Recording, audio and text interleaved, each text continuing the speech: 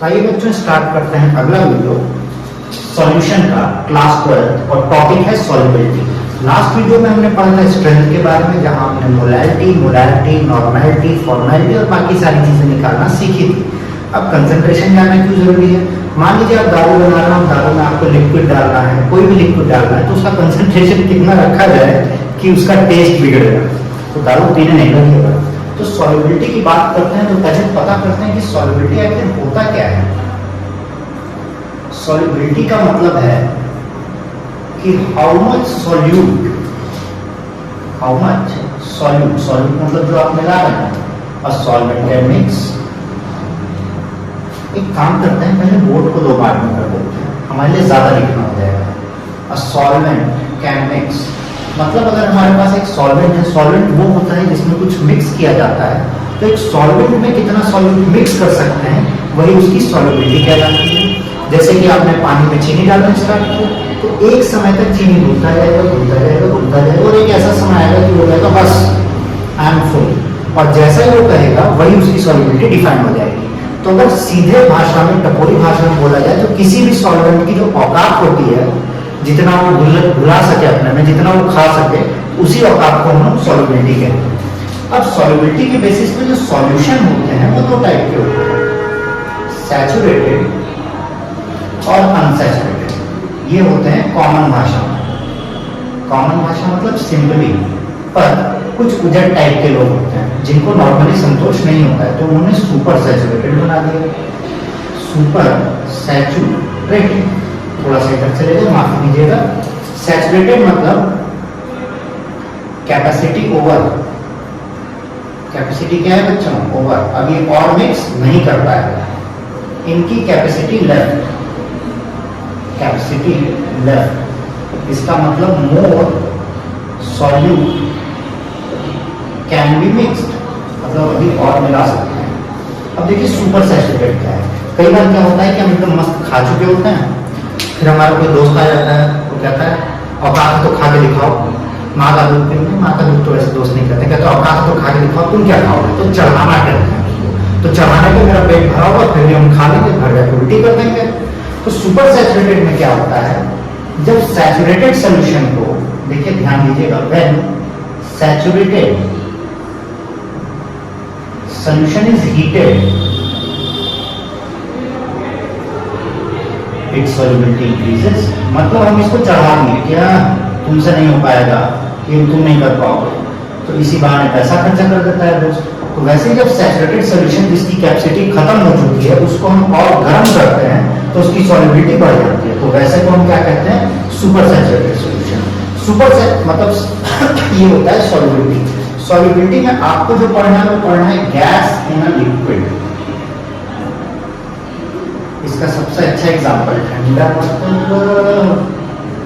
Coca Cola. हम Ronaldo तो है नहीं, किसके शेयर्स बढ़ जाएंगे, या धोनी है।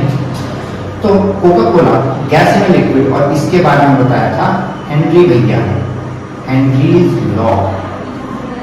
इसको ध्यान दीजिएगा, ये डायरेक्ट क्वेश्चन भी आता है, इसका न्यूमेरिकल भी आता है। तो हेनरी ने क्या कहा, पार्शियल प्रेशर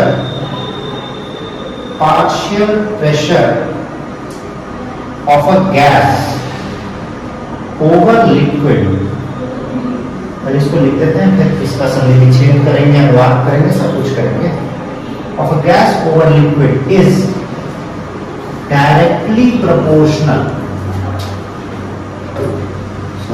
फॉर्मूला का थोड़ा था, directly proportional to its solubility। अब भैया इन्होंने क्या कहा? इन्होंने कहा कि अगर हम किसी गैस को लिक्विड में मिक्स करते हैं, तो जो गैस है वो कितना सॉल्युबल होगा, वो डिपेंड करेगा कि उस गैस का पार्शियल प्रेशर, मतलब उसके ऊपर का प्रेशर आखिर है क्या। तो सॉल्युबिलिटी के लिए कोई मैथमेटिकल फंक्शन तो था नहीं, तो इन्होंने सॉल्युबिलिटी को दिखाया मोल फ्रैक्शन से।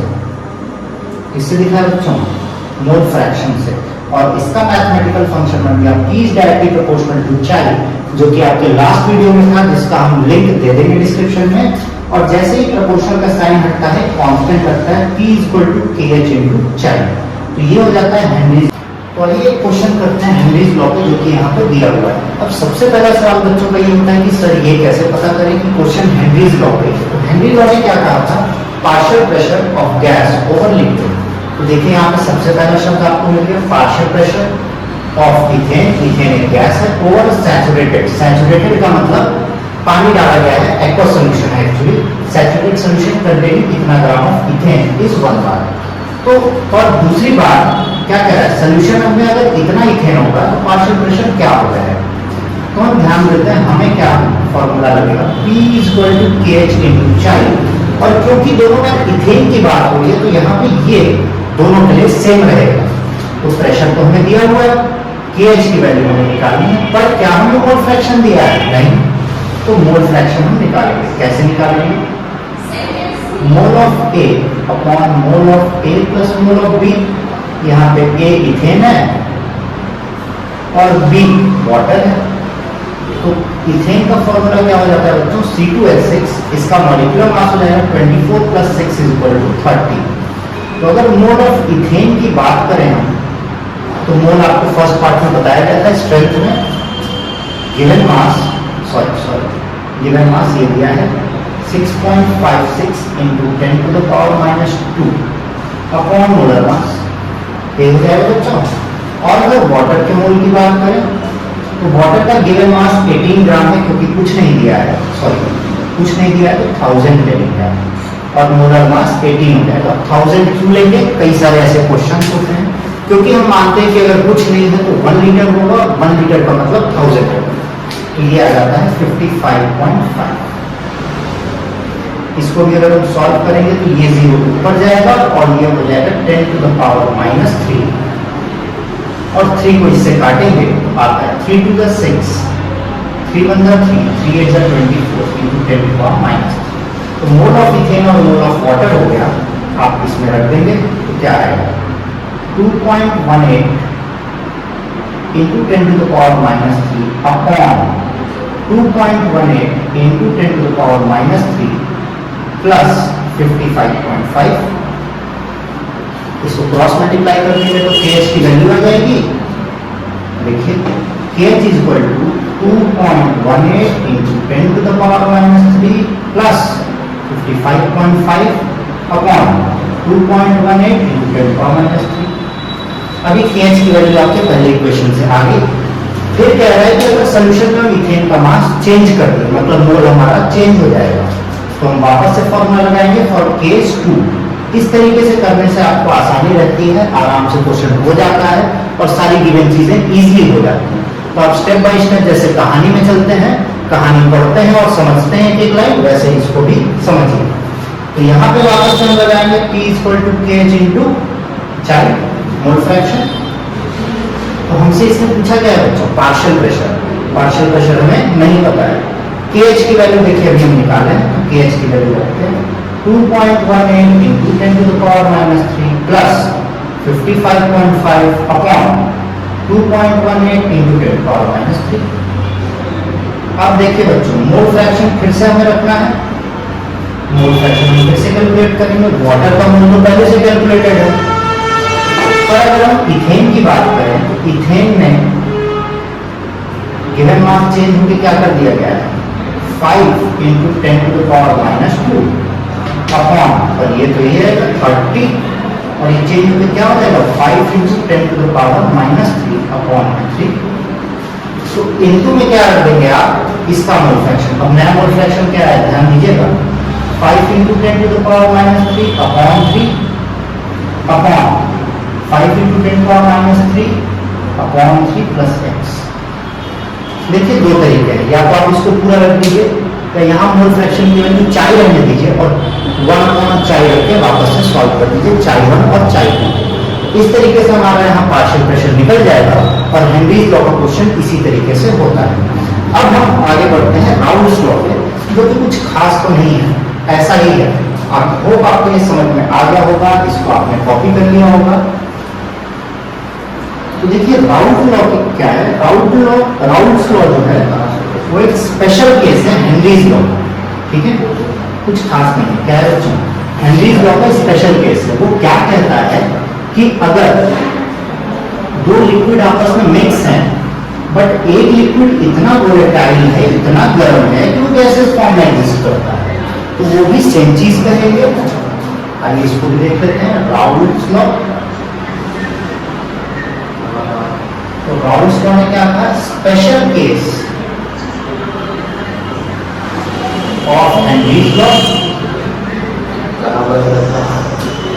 और किसके लिए, फॉर वॉलेटाइल लिक्विड, किसके लिए बच्चों, फॉर वॉलेटाइल लिक्विड। और ये कहता क्या है आपने, ये कहता है कि अगर दो लिक्विड आपस में मिक्स हैं और एक लिक्विड वॉलेटाइल है, इतना वॉलेटाइल है कि वो गैसियस फॉर्म में एग्जिस्ट करता है, तब वो सेम हेनरीज लॉ का थ्योरम करेगा कि पार्शियल प्रेशर, ये मार्केट थोड़ा सुंदर नहीं लग रहा है, partial pressure is directly proportional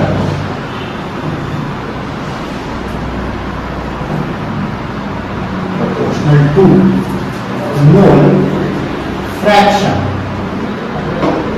मतलब P is directly proportional to chi, और इसको करेंगे तो P equal to P0 into चाई, जहां पे P0 प्योर सॉल्वेंट की बात करता है या फिर प्योर लिक्विड की। और इसी में डाल्टन भैया आ गए हमारे। डाल्टन भैया क्या कहते हैं, डाल्टन भैया कहते हैं कि अगर दो लोग हैं, जैसे कि दो अलग अलग लोग हैं, दो सॉल्वेंट, एक का प्रेशर P1 है और दूसरे का प्रेशर P2 है, दूसरे के कारण इसके प्योर का P01 है और इसके प्योर का P02 है, तब क्या होगा, इसका प्रेशर कितना हो जाएगा, P1 इक्वल टू P01 चाहे, कोई दिक्कत नहीं, और इसके कारण हो जाएगा P2 इक्वल टू P02 चाहे, यहां भी कोई दिक्कत नहीं। तो टोटल प्रेशर लिक्विड में क्या होगा, total pressure equal to P1 plus P2। Dalton भाई यही कहते हैं कि दो लिक्विड के कारण जो अलग अलग प्रेशर होगा वही पूरे सॉल्यूशन का प्रेशर होगा, और इसको हम लिख सकते हैं P01 चाई 1 प्लस P02 चाई 2।